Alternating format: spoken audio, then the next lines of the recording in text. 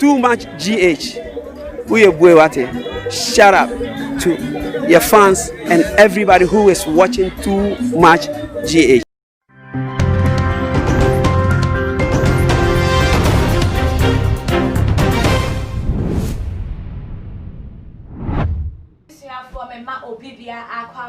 Too Much GH and then Sumunyaba.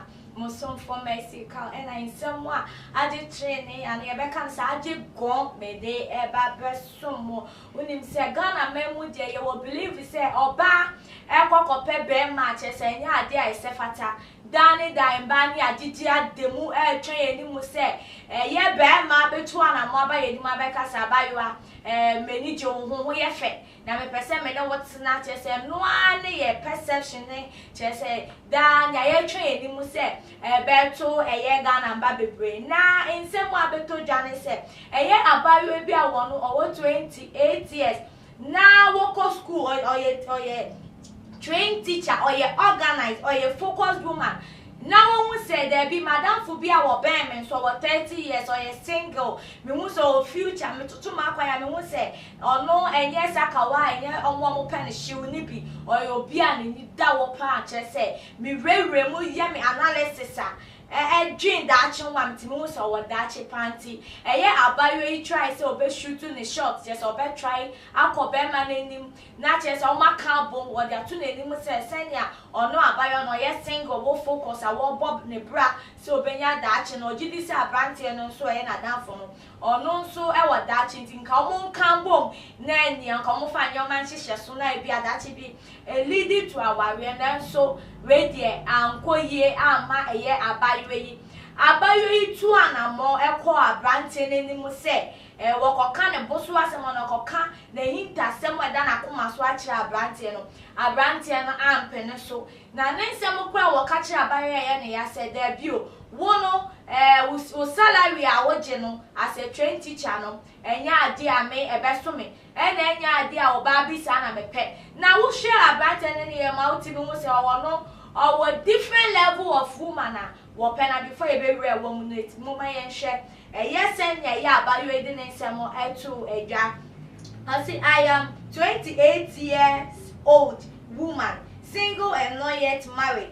I decided to shoot my shot to one of my friends who just turned 30 since he is single, focused and organized. He answered me and said, "You are a school teacher. Your salary doesn't accommodate my vision board. I will pass." Send am see the men some two jano pacha ne say the salary stra na wono no ni ema wono wo hwehwe no enye won e ya abayo ani gina na anka obi be pe oba mpo na anka yo no be ma na eso tu sa na mo enye wono oba no send wo eso tu sa na mo send ya Ghana for Africans do na adwen chire no na answer abrantie no so de man no kra abayo ani ama me hwe no so ntu dwa pepepepepepe. I say he answered me and said, "You are a school teacher. Your salary doesn't accommodate my vision board.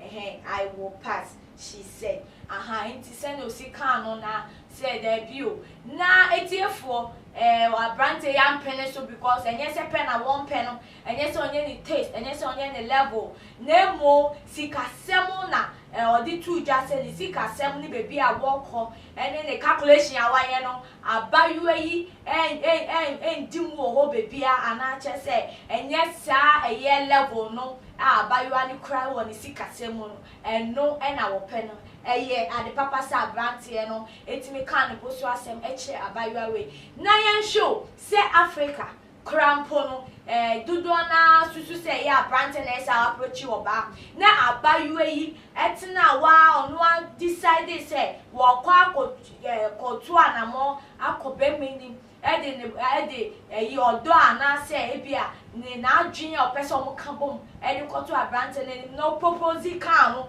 say anka ya abrante yi accept the proposal na ye papa say woba wo be yesa na nim say dudu na Ghana how to say oba tu anamo echo propose to Bermana. I ya not said in same people that chess and say, Bermani go uncle appreciate it, Ubabom Mumadia, add the fena, and to me a convincing the proposal or accepted. Then so, and round in a quawa room with you know, in some Bible said Berman never boba.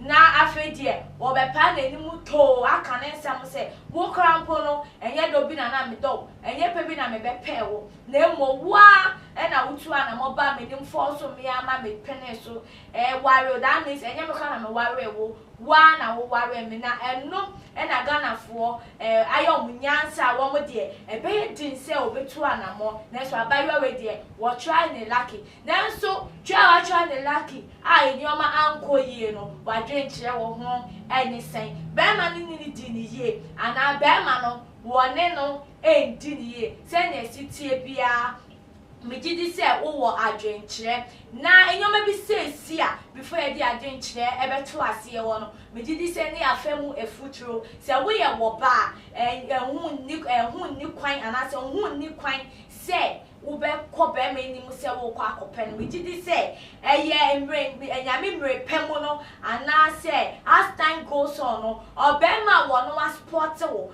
se wo be cherish wo ono ankasa wo be do wo ana se wo pe wo asem no ono abetu ana mo aba wanim e dia ba betu me ma pressure foul me ma bebi a wo enye wo se age chill there be age and chill we be bra wa relate a ma ware no akoyi eye se wo betu wo bo na wo ware yie since se wo be ya ho hihye na wo be kwa ware mu na ye se slave abrabo na wo tim native for nini name wa dwenchere na emre aso se wo be ja to your comment section wo e de amanya fe won subscribe so a bon mo de ne tu sa na mo no se na be ya too much if you dey kase edwumedi be be tum won so mo sabe to me akabi no to me akire wa de na fe wo like share e de promote channel we ene de AMC cow and I'm think it away and I some age going e be som wo aha and I'm di wo be see that ne ye be san Asia makam. Too much GH. We did that say Japan. A break PM Besame TV. Me share too much GH. The move for. Hey, almost sports and as entertainment. Hey, the move for. Munko so show mo. No anybody de bia. Madam I say love you. Me dey the Isaac Odwampo. We betun afem the great tampo. Mbrin. Wonu me nka mo ni hwe too much GH. Too much GH. Mo ye too much. Na me so me ye am fire. The major prophet kum chacha. On say me catch was say Bomoden na hwe too much GH. On say me kan ye nyene bone pa na kase epe wo wi ase ya asonde asonde nti na Adam wo hu nyame ye no nyam no wo hu ne ma bi a wo hwehwehwehwe e wo other place ne ade kat won na Bomoden na be hwe too much GH be hwe na subscribe Bomoden o be hwe pe na wa ye subscribe o subscribe subscribe na subscribe na wo subscribe a na wo benya ne yama papa a wo pe ahwe nyame hira